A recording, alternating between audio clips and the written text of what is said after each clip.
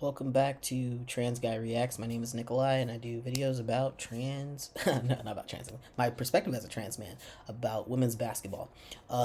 Today, I want to talk about the transfer portal. I'm just going to jump into this already. So, just big updates. Really, three to four major updates. One being obviously the Georgia Amore and Clara Strack. So that's like a 2-for-1, basically. Their commitment to Kentucky, which, come on, not surprising in the lightest.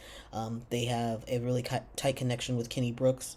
It was pretty much a matter of time. I wasn't sure about Georgia Amore. I thought she might declare for the draft, but she's got one more year of eligibility. Why not develop her game a little bit more? It's a little bit of a thick draft this year anyway, so it'd be good for her to come next year. She'd be a little bit more highly favored because you don't really want to get picked in the second round because second and third round we don't have enough spots or development teams. So if you don't get drafted first round, you're most likely going to get waived or cut. So good on her for staying in for one more year, seeing what she can do in the SEC because it's a lot different from the ACC in terms of like play. So it'll be interesting to see how they handle that. And then Clara Strack, obviously, declared. So that's obviously she's a freshman, so she was definitely recruited directly by Kenny. So she's makes sense for her to follow. We'll see what happens to the rest of the team because I think there was another player who did enter the portal but decided to stay. I think that was Samaya Sulfrin. She did enter the portal, but I guess Megan Duffy convinced her to stay. So we'll see what happens there. I assuming that his daughter Gabby Brooks, she's a freshman, she's gonna transfer as well, but she hasn't entered the portal yet. But I'd be surprised if she stays at Virginia Tech. That'd be kind of shocking. Um, uh, but like I said, yeah, Amore has one more year and Strack has 3 more years, so it makes sense that she would transfer. Those two would transfer. Um, the freshmen that are left that could transfer, Carly Wenzel, she's a redshirt freshman, but she could transfer. Mackenzie Nelson, Karis, is it Karis or Caris? I don't know. Karis Baker, obviously I said Samaya Sulfrin, but she is going to stay at Virginia Tech. And then there's Junior Rose Michoud. So quite a few players that could leave Virginia Tech still. They have 3 players that are grad students on the team, so they're probably not coming back. Obviously Liz Kitley is one of them, but yeah. And then UK is interesting. Switching gears here to talk about Kentucky, what it has right now. Kentucky is losing almost all of its players. 7 to 8 players are entering the transfer portal due to Kyra Elsie's firing. Because she recruited those players, and it makes sense for them to be like, okay, well, you fired the head coach. Why would I stay here? So 7 to 8 players are leaving UK. Don't know where they'll all end up, but we'll see. Um, well, Amelia Hasidas is a sophomore um, uh, from Eastern Florida State College. She's at a junior college, so she is transferred and committed to Virginia Tech, which is kind of funny. Brooks is like, let me get another Aussie.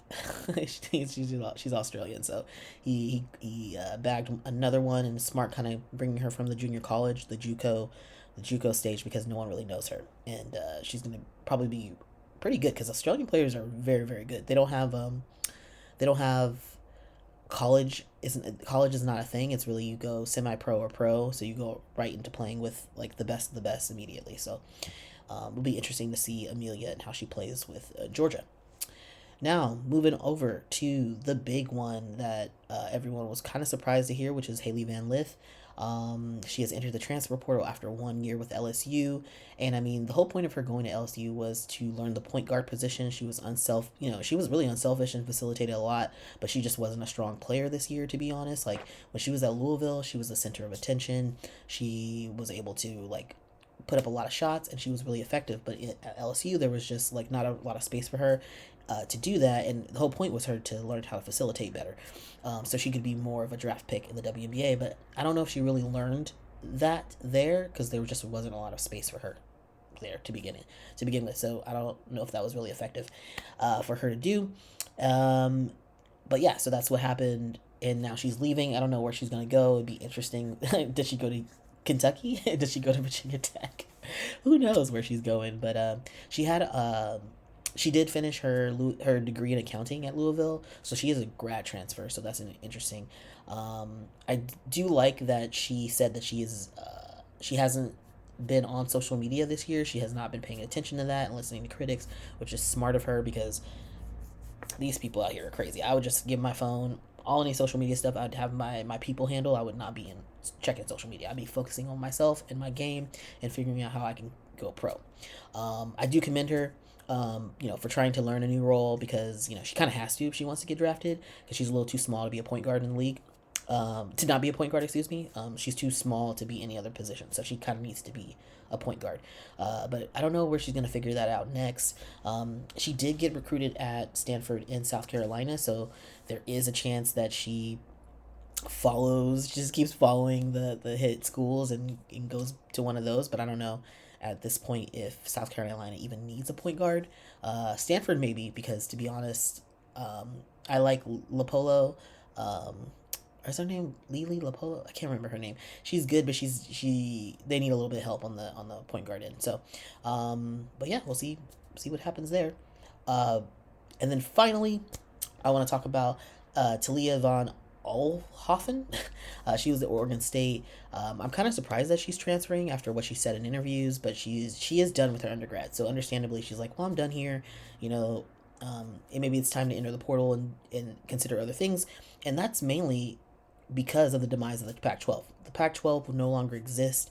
Oregon State and I think Washington are going to play in the West Coast Conference for the next 2 years as they figure out what is going to happen to the Pac-12. Are we going to rebuild it? What's going to happen? But yeah, it's no offense to the West Coast Conference, it's just not as competitive. It's not a competitive league outside of Gonzaga. So I understand her being like, you know what, I want to go play in a more competitive place and maybe elevate my draft pick also. So I can see her going to the SEC, going to ACC, the Big 12, Big 10. Yeah, obviously, because she needs a little bit of a bigger stage to give some light on her ability. So yeah, that's the biggest updates right now. I'll obviously do more as time goes on. This is April 7th, so these are the biggest things that I've saw recently in terms of like big names entering the transfer portal. But things will happen, I'm sure, right after the championship. There's too much attention on Caitlin Clark and the championship game. So after this, I imagine in a couple days we'll hear more transfers and more commitments to places as well. So we'll see how that goes. But yeah, it's been a really exciting, dramatic transfer portal season. Excited to see where it happens and where it goes. All right, I will catch y'all in the next one and see ya tomorrow.